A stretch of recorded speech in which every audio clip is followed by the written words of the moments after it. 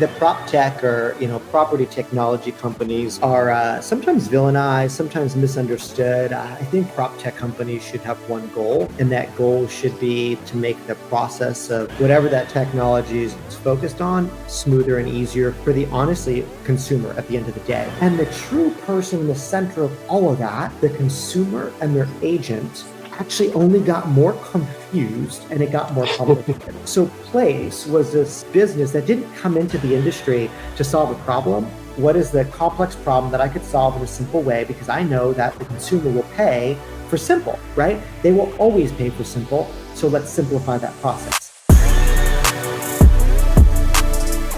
What's up, everybody? Coming to you live from the Oval Office, i.e. Canyon Gate Country Club in Las Vegas, Nevada. The internet went out at our office, so I hopped in my car and ran up here to come and hop on with my guy, Chris Suarez. Super excited to be here. Excited for my background. I'm now the President of the United States of America. I'm going to fix everything.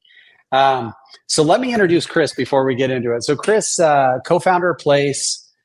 For those of you who don't know, Place is a full service technology platform, partners with top agents and teams, expanding their profitability, value propositions to the customers, while maintaining a local brand, staying a little bit unique there.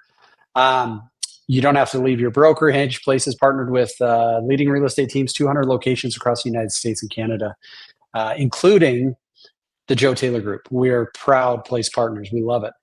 Chris is passionate about coaching and speaking, masterminding, consulting. He has the experience growth coaching. So it's not uncommon to see Chris around the globe coaching and training and mentoring. Prior to Place, Chris founded and served as the CEO of Experience, Keller Williams' #3 expansion organization. He's been recognized by Inman, Rise Media, EY Entrepreneur of the Year, 2023 Mountain West Award winner, along with Ben Kinney. Place maintains his presence on Real Trends, the thousand. Chris's personal mission is build experiential lives through real estate. Chris lives his mission through travel and creating life experiences with his wife and 2 daughters. So Chris, your bio is amazing, man. But Taylor and I have gotten to know you a little bit as we were exploring Place. I think there's a million different ways we can go with this, but where I'd love to start is just, how did Place become a thing? Like, what was the recognition that you and Ben had in its infancy to say, like, you know what, man, we can do something here to help people. I think Place is very misunderstood, which, to be honest, the longer I'm in business, I think being misunderstood is actually a good thing, because it gives you the ability to create. But talk a little bit about Place and how it came to be and why it exists. Yeah, that's a good place to start. And I appreciate being on with you today. I think the prop tech or property technology companies are sometimes villainized, sometimes misunderstood. I think all prop tech companies should have one goal, and that goal should be to make the process of whatever that technology is focused on smoother and easier for the honestly consumer at the end of the day. That's what technology has done. All technology that's been disruptive has made it easier for a consumer to get what they want.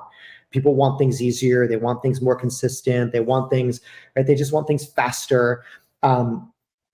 Honestly, if I think about kind of where it came from, it probably came from Ben and I, right, as business partners, really focus on what we can learn from other industries. I've always gotten outside of the real estate industry to understand what's going on in the world.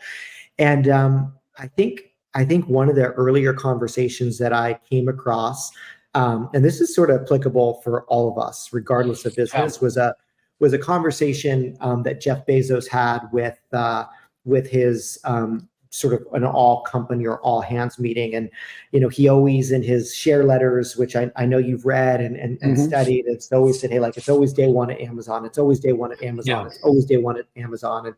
And eventually, he became known as the guy that seemed to know where things was going. And so at one of those all hands meetings, they said, gosh, Jeff, what's going to change in the next 10 years? And Jeff Bezos' response to that was, that's an interesting question. It's a common one. Like, what's going to change? How do I build a company that's going to be ahead of that change? But Jeff said, I almost never get the question, what's not going to change in the next 10 years? And he said, and I said, I would submit to you that the second question is more important because you could build a business strategy around what's not going to change. So, at Amazon, he said there's a few things that'll never change. No one's going to say, hey, Jeff, I love Amazon, but I just wish prices were a little higher. That's never going to happen. So he optimized for low prices.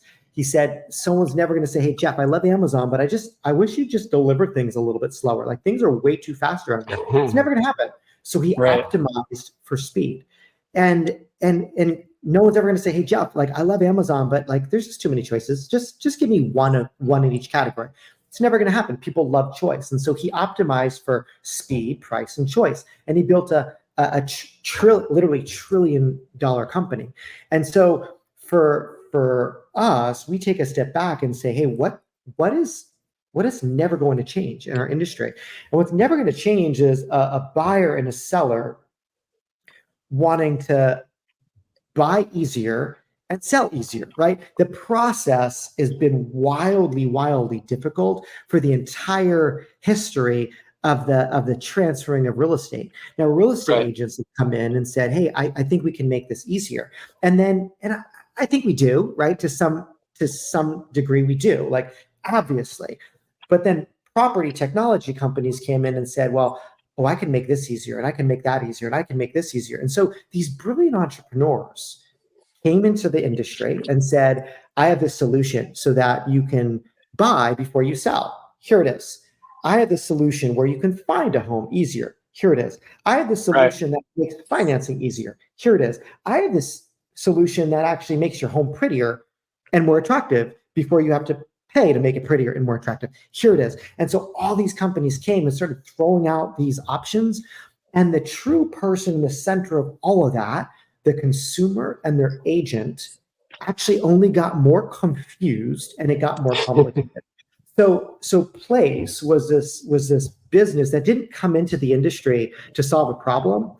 Like, I've been in the industry for 25 years, solving my darn problems. As you mentioned, like, it started by me building a real estate business that turned into a team that began to expand. Like, I had all the problems.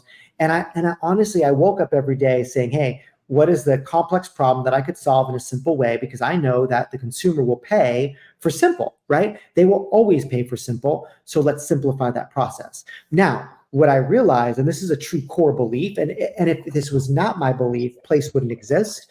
My belief is that the consumer will always engage with a highly qualified consultant when it comes to getting advice about their largest asset, which is real estate. And that's you, that's me, that's the real estate consultant. So what we realize is the best way to make things simpler for the consumer is to make it simpler for the real estate consultant, and make sure the real estate consultant had everything all in one place for the home, so that customer could be your customer for life, whether they're buying or selling or managing that asset or renting that asset or financing that asset or insuring that asset or maintaining that asset. And I think that opens up a wildly different total addressable market where we're fighting over, and we get stressed out when someone says, hey, there's this few $1 billion industry called real estate commission, like, let's go after that. I say there's a $3 trillion industry in home services, which makes up 17 or 18% of this entire country's GDP. The real estate industry should be focused on that. So it's kind of a broad answer to your question. No, it's great.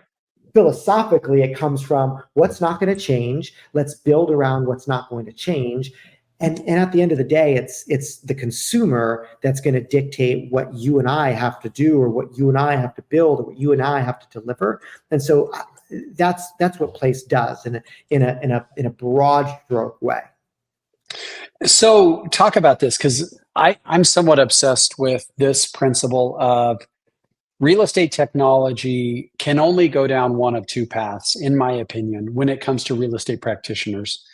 It either is intended to replace, or it's intended to enhance the job, role, and life of the real estate professional.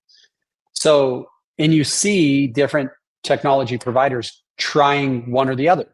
They're either like, we believe that the real estate professional is essential in the transaction, therefore we're going to build to simplify and enhance their lives to be more effective, or we believe that the real estate professional is overpaid and antiquated and unnecessary.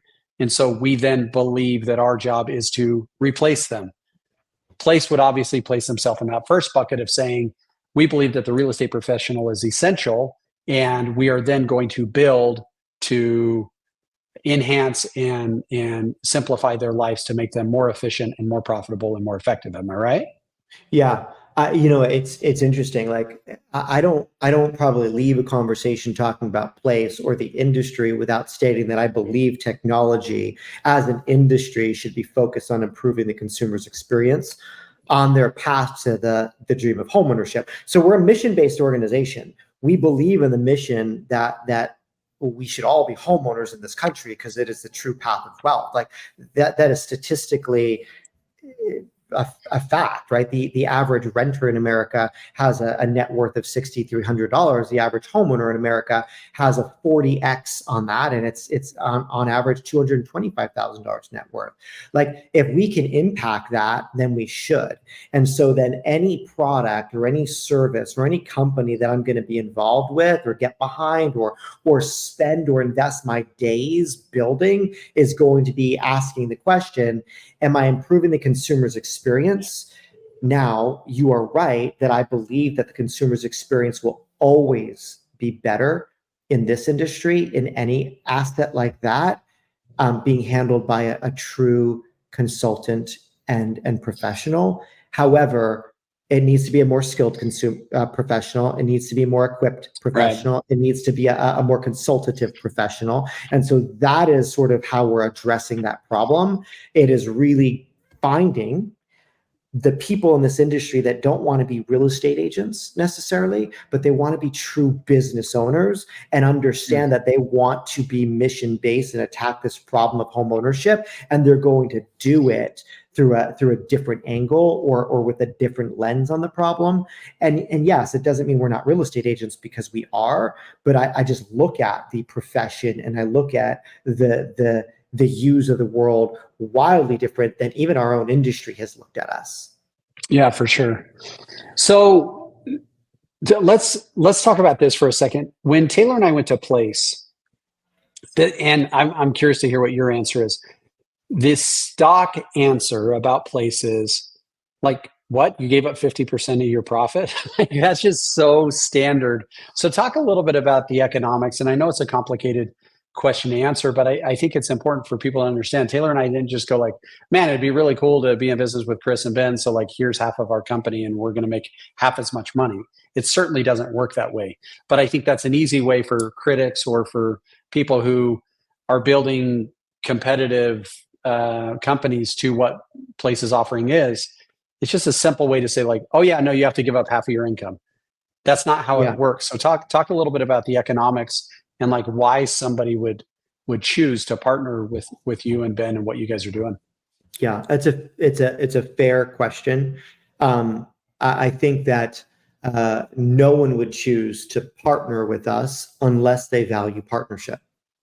And I mean that. Like when people ask me, "Hey, Chris, what do you hope that Place accomplishes?" Like big picture, end of life. You look back at, there's all these pillars in our life that matter, right? Our relationships matter, our personal growth matters, our spirituality matters, our wealth building matters, right? Like our careers matter. Like what is going to matter in your career? My intention is that at the end of that moment, that we changed how business is looked at in this country. I think our problem, and the reason why those questions come up initially, is that the U.S. and even our education system honors and rewards and sort of glorifies the solopreneur. Like, and I just talked about one, right? We see Jeff, we see Mark, we see Bill, right? We see these entrepreneurs as the person, when we don't recognize that actually true businesses are really built with incredible partnerships. Some of those partnerships were partnerships with other businesses, right? Or talent. I just believe in partnership. I believe that businesses grow in a more fulfilling way, but also a more profitable way with partnership. And I hope at the end of the day, business schools, which I think are going to get wildly disrupted as well, but business schools would be delivering white papers and education on what the power of partnership is, and that places actually looked at as this company for the first time ever in this country that built 100% on partnership. And that means every business that we build, grow, stand up is true partnership. If you don't believe in partnership, then you're not going to ever show up and say, well, I really like your tools, but this economic model seems strange. For me, it's a very natural thing. If I look at you and you look at me and I say, gosh, like what you do and the skills that you have and the energy that you want to put towards something is contributory to what I do and the skills that I have and what I want to build, then a partnership could exist. And what we partner on is the growth of that business. What we partner on is, hey, what if we did this together? What would that create locally in our marketplace for two groups of people? For the real estate agents in your area, like you are bringing a different value proposition to professionals in the industry than other people are bringing. And you're bringing a value proposition to consumers. We're partnering on that value proposition, and we say, hey, do we think we can build something together? Do we want to build something together? Awesome. Let's put everything that we have together and build something as 50-50 partners. That's how I look at it. But it's not unlike what I did with Ben. So understand when I come to you and have this partnership conversation, I understand that might be weird. I understand that might be different because most people don't. And in our industry, which is a pretty ego-driven industry, like, well, I built this, I can do it. Like, I'm a New Yorker. Like, I get that. I was raised to put my head down, not ask for help, and just go and work. And so it wasn't until 18 years in the industry that I thought, oh yeah, I've built something pretty big, but what would it look like if I truly partnered and took everything that I did and my partner took everything that he did, and we had a different mission and a different vision and combined that. Like Ben and I are wildly different human beings, and we come to the table thinking different ways. It's like this constant mental model, like, sort of conversation around, well, what if I invert that? And he'll say, well, what if we think about that differently? And that is what has created what we believe is an industry game changer. I would have done it on my own. I will go out and say Ben wouldn't have done it on his own too, because I believe in my value to the partnership. So I'm not asking any other business owner to do something that I didn't do, but you have to truly believe that there is more benefit and value in a partnership. It may have been easier for you because you've benefited by a partnership in the past. It may be harder for those that have never had a partnership and have been trained by our society to think that partnership is weakness, or asking for help is weakness, or that like it is a step down from the ego that we've already built. I think that's why the industry struggles. But I also think that the go-to-market strategy for other people that sort of say, hey, this seems like a good business model, like we should do something similar. And maybe my go-to-market strategy would be like, why would you do that? It actually feeds the ego that already exists in the industry. So I will tell you, we just have a different type of partner on the Place platform than other organizations and companies. And it's why one of our core values is humility, because if it wasn't, we wouldn't be here. We wouldn't have any partners if there wasn't some humility in that. But me too. Like, I recognize that I could do something different and better and more meaningful for the industry with other people too. So I don't own anything. Well, I'm partnered. Yeah, no, and I think it's such an important thing for people to understand. Like, Taylor and I have been partners now almost 20 years. So we're at coming up on 19. And I would say that based on our family histories, our socioeconomics of our city, national averages and world averages, we are, without sounding ridiculous, like wildly successful. And I think that you would look at us and be like, man, if Joe has done what he's done with a partner, imagine what he would do without. And same thing with Taylor. And I think both of us would uniformly go like, no, it's actually the exact opposite. Like, what we've been able to accomplish together is because of our partnership. And like, this is such a fun conversation for us to have with real estate agents looking to join our team, because it's always a conversation around compensation to say, like, yeah, no, I understand that the 100% myth is so attractive, like to keep 100% of your commissions. And I'm always like, do you know who's one of the most successful people I know, financially speaking? Taylor Prince. Do you know how much Taylor keeps at most of a transaction? Like, best case scenario, his mom buys a house and we split it 50-50. I'm like,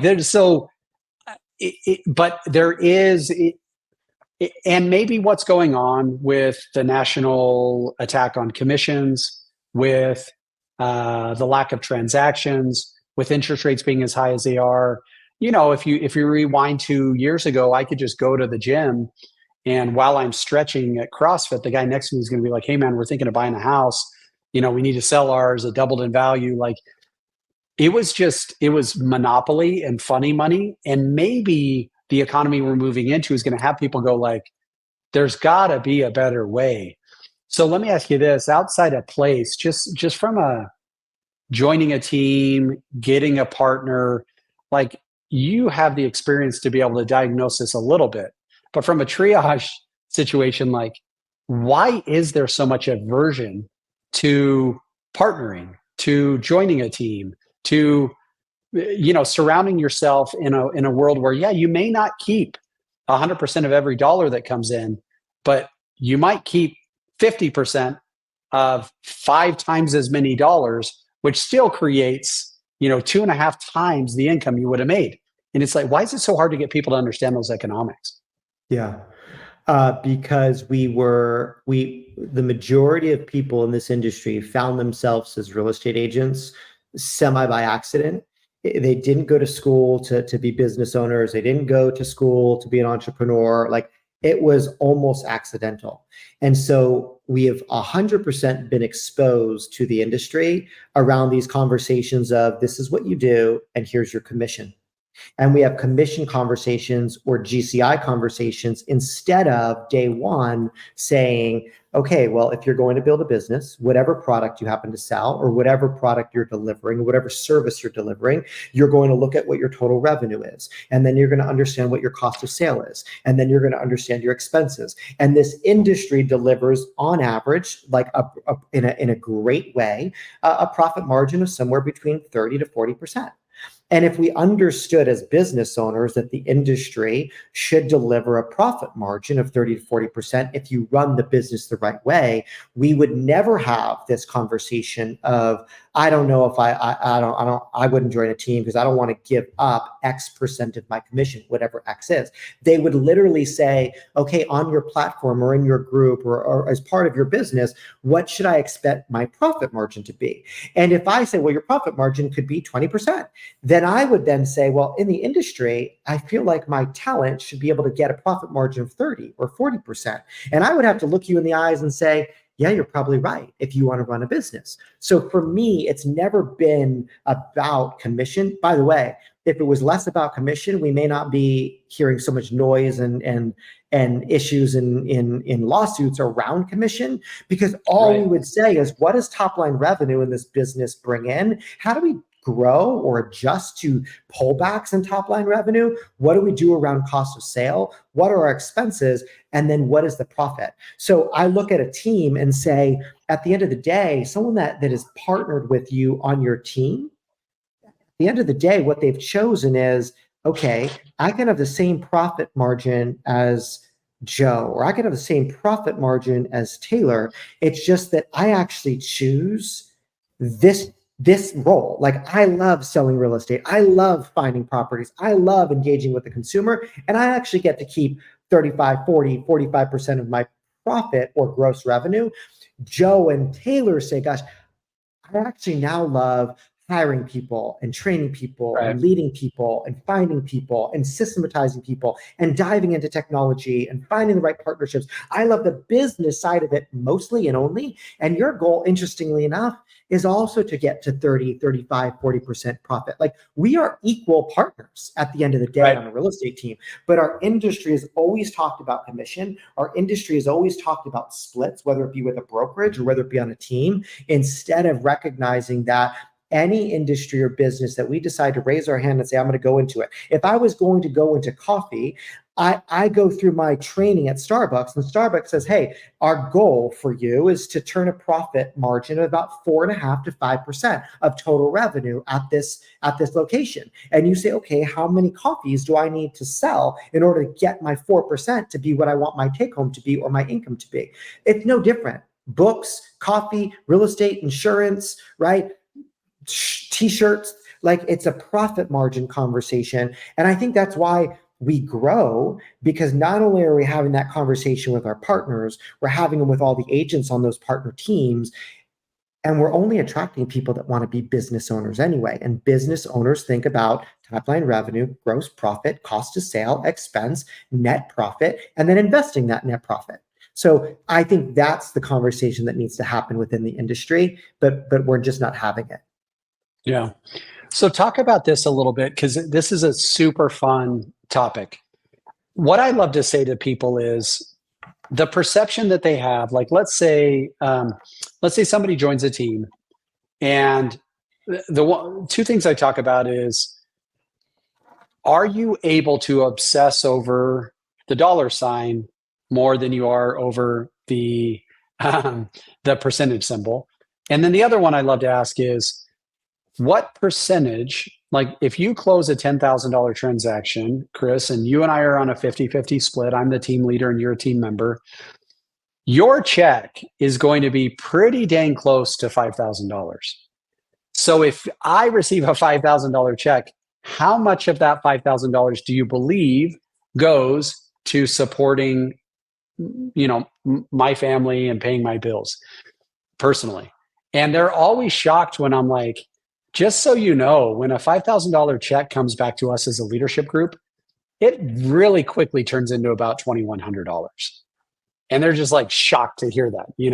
And so I think you also hit on something really important, which is, I still have a deep-seated belief that so many of the people that got into this industry did so because they were sitting at a closing table with their spouse, having purchased a house next to an agent that they spent 3 or 4 hours with. They look at the HUD-1 and they say, like Billy made $13,000. He was with us for like an hour and a half. Billy walks out of the room and husband turns to wife, or vice versa. Spouse turns to spouse and says, sweetheart, can you imagine all of the amazing vacations we could take if you spent an hour and a half with people and got $13,500? And then they go to real estate school and they end up in the industry and they're like, wow, it's not that easy. What are you seeing in 2023 heading into 2024 that gives you optimism? There's really nothing we could do to fix the world for people that don't want to work. But for people that want to put in the work, I think the future is very bright. What are you seeing? Yeah. I think for people that want to work, they should research and find a industry that has equal opportunity, unequal reward, right? So we all have the same opportunity in any market that we're in to go out and find buyers or find sellers, engage with them, right? Provide service. And regardless of what we choose to get paid for that service, it's an unequal reward. Like if I have systematized it to do it better, if I hustle harder and do it more, like, I have an unequal reward. So it's hard for me to look at any other industry and love it as much as ours. And it's not because of the size of the checks. That is not why I'm here. Like, if I love the book industry, by the way, if the book industry didn't get disrupted, I'd probably be in it. I love books. Like, I love all of it, but it's not a equal opportunity, unequal reward business at this point in time, right? And so I think for me, real estate is still one of the industries that anybody that wants to change their trajectory in life or change their level of income or change their personal growth plan, it is a wildly fascinating industry to be part of. I do think that part of that is a decision on who we want to be when we grow up, or if we don't know, being part of a platform, even such as yours, that says, hey, no matter where you want to be in the industry, we have a path for you. If you want to be me when you grow up, like, we can support that, which is different than most organizations and teams that say, okay, like, no, you're joining this team and this is your role and this is what you're going to do. And if you want to do anything else, you're going to have to, like, they leave a great relationship or mentorship because they feel like they have to if they want to be you. Your platform says, hey, like, we could support people that actually want to grow up and say one day, now I actually want to go out and do the hiring and leading other agents, and like, that's fine too. Yeah. But I think that's what's unique about our industry. One, any sales is a phenomenal opportunity, typically financially.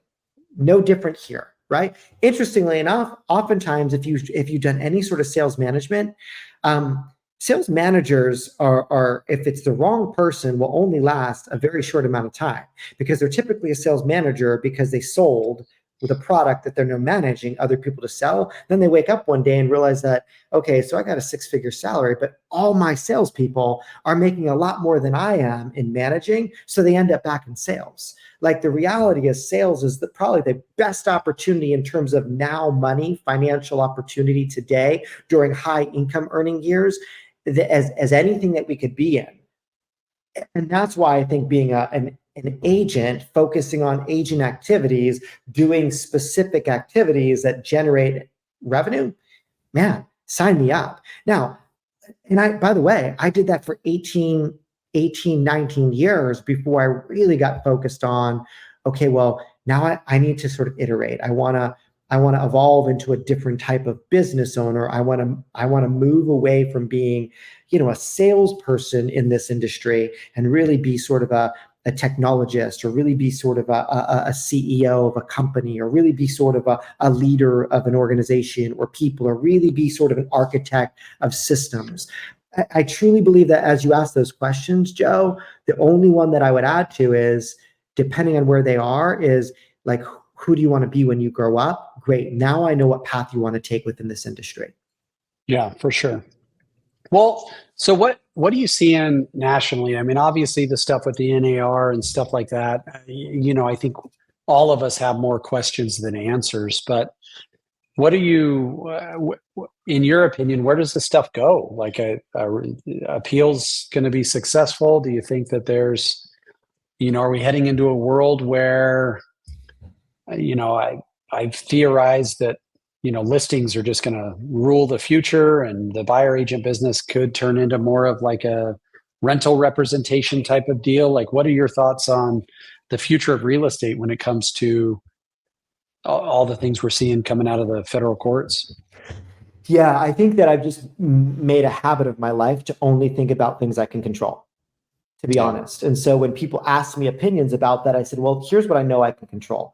I may actually be less pessimistic about that, but that's largely because I've always believed that there was a true representative on the seller side, and a true representative on the buyer side.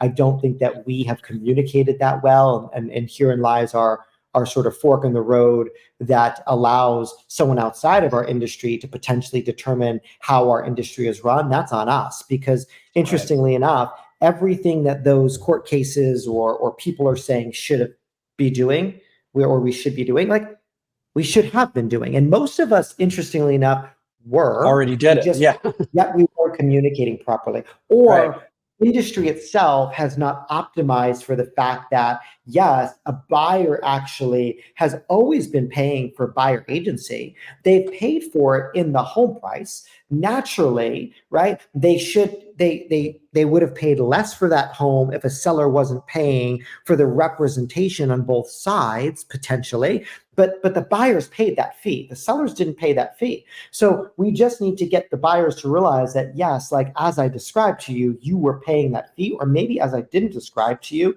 you were paying that fee. I think the big question is Will lending institutions adjust appraisals to realize that, we are appraising property at home value plus, right, some compensation? Right. Will we be able to finance it in? If not, and buyers don't have that, well, then what is that conversation? I think our world looks very similar to sort of a three option for buyer agency. Either a seller is going to say, I 100% see the value of having every person that represent buyers showing my house and getting buyers through the Which door. I think would be the majority. I think majority of sellers would go like, hey, listen, I believe in supply and demand, and the best thing I can do is get as many people through the door as possible, and I'm happy to compensate the entire industry if somebody can bring me a buyer at the price I want. Yeah, I think you're right. The second thing is, at that moment when I'm walking through what I do for a buyer, and I believe that my representation of that buyer is wildly critical and wildly helpful and streamlines and simplifies that process, because remember what a consumer wants, what's not going to change in the business. People want this to be simpler. That I say there's an option that the seller pays for part of it and you pay for part of that, because my fee for this service is X. And so if your fee is 2% and the seller's offering 1%, well, in that case, buyer, you only have to pay 1%. The seller's going to pay 1, you're going to pay 1. If my fee is 4%, the seller offered 2, then you'll pay 2. So there's going to be an option for a buyer that the seller said, hey, we'll pay for it. The buyer says, hey, partial payment from seller and partial payment from buyer. Or the third option might be, in this case, the seller has not put any of that fee into the price of the home. Understand that. And that means the whole fee is on the buy side or the buyer to pay. And at that point, again, our fees have always been negotiable, and we will work with that buyer up front and perhaps even during the transaction to put that together for them. So I guess from my perspective, I think we're again getting really, really hung up over the few $1 billion that we've been looking at across the entire industry. And if someone says, hey, this should not be a $3 billion industry, it should be a $1 billion industry. Okay, but I already told you that the home services industry is a multi-trillion-dollar industry. So why are we not looking at what we can do to deliver a streamlined process for all of those services for the buyer and the seller and the homeowner, instead of worrying about what we can't control if the industry sort of gets compressed or the total available income in the industry gets compressed. So I worry not about that. Even being in the industry that I'm in, and I just focus on what I can control. It's my value proposition to a seller, my value proposition to a buyer, how I dialogue through that, and also what other opportunities am I looking for within the industry to deliver value to simplify the process. Yeah, I love that. And I think that for me, I do worry about a lot of things I can't control, unfortunately. And I just go down this rabbit hole of saying, the interesting thing to me is that, the alleging that the fixing of commissions is an issue because of, the inflation of real estate values, whatever. It's so easy for me to go, this is all being brought by an industry, which industry standard for litigation lawyers is around 40%. And like, it's just the industry standard. The individuals who are seeking these judgments are going to take an industry standard fee on this. When you think about your insurance rates have built into them a 10 to 13% compensation to the agent that manages your account. Like the food you buy, if you go and get a $20 meal, the $20 meal includes about $1.50 worth of employment fees for the person that services your food. It's like, we go down this rabbit hole of going, all right, cool. We're just going to all out attack on free enterprise in America. That is the interesting thing to me. To your point, I think it's important for us to look introspectively to say, am I prepared to discuss compensation as a buyer's agent? Because the reality is I've been in this industry for 23 years.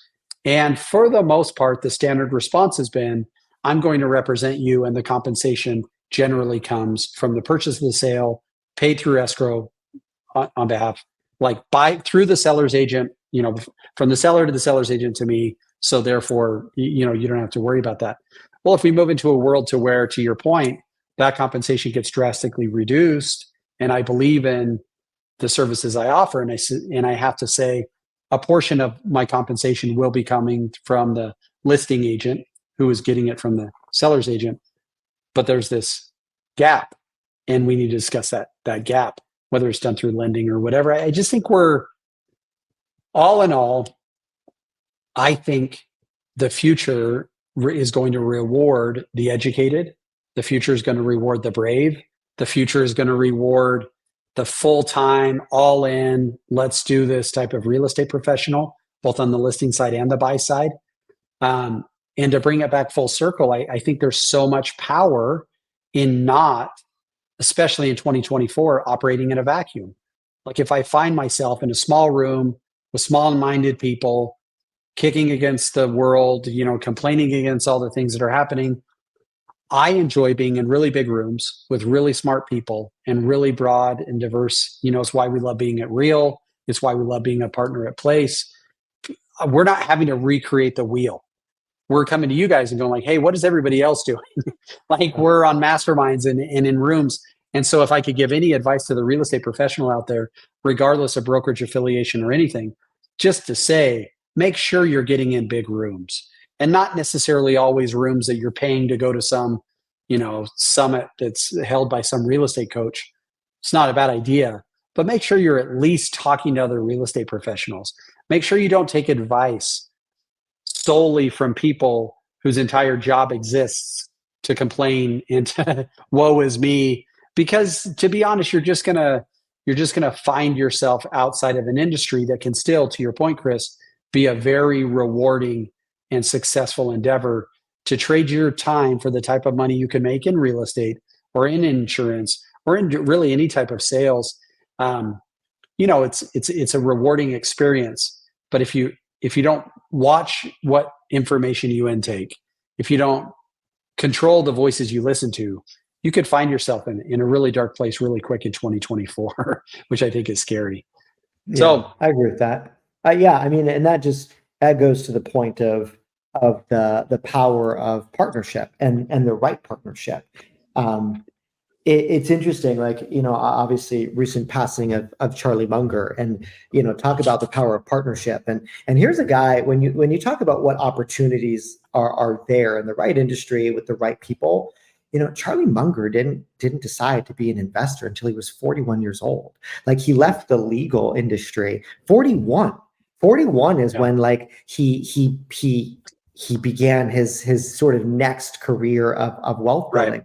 But probably one of the most fascinating things is when Warren Buffett was talking to Charlie Munger, and he said, I've never had a phone call with Charlie without learning something. So again, ask yourself, like, am I learning something from my partners? Like so much of being part of a team like yours is, hey, are my leaders teaching me? Am I learning something? Am I thinking differently? Am I being challenged? But he said, I've never had a phone call with Charlie, right, without learning something. And while he makes me think, he also makes me laugh. And I think that we spend so much time building our businesses and we spend time on work that not being alone is worth something. Like 100%. doing awesome things with awesome human beings, like it's what being human is all about. And so for me, like, I don't put a value on that. Like when people sort of question value, again, like that begins to tell me that you may not be 100% ready for partnership because you don't value, right? Like that would be me telling you, like, I don't value the time that we're going to spend together. But things that you said today, questions that you asked me today will cause me to go home and think, I really need to think about that even a little bit more, because I may have had a response, but is that really, really what I believe? Should I think about it differently? Right. Should I be more worried or think more about what I don't control? Because maybe I could control what I say I don't control. I think that's the incredible part of human interaction and what you're doing here, like by interviewing people and bringing that to your community, but also what you're building as a business and what you have found within even the brokerage model that you choose as well. Like, hey, this is a community. I choose to build my community or build my house in this neighborhood or this community. Awesome. So just choose your communities wisely. Yeah. Well, I love it, man. Taylor and I are learning more every day, every week. Our team really loves everything that is happening at Place. We value partnership. It's how we built everything we've built. And when we had the opportunity to get into business with Ben Kinney and Chris Suarez and Brian Gubernick and Via and all the amazing people that at Place, it was just a no-brainer for us because we felt like it will be impossible for us to not win when we're teamed up with individuals like you. And so thanks for hopping on with us. Thanks for being awesome. Thanks for being a leader. Thanks for being a thought leader. And thanks for all you do, not just to help us, but to bring some perspective to an industry that I think is sorely lacking perspective. And I know that I, along with many others, appreciate what you bring. So thank you. Yeah, my pleasure. I appreciate it. Appreciate your partnership and appreciate what you do for our industry as well. It's an industry we both love. And I can tell just by talking to you how much you love it. So that's awesome. Awesome. Thanks, buddy. Yep. Anytime.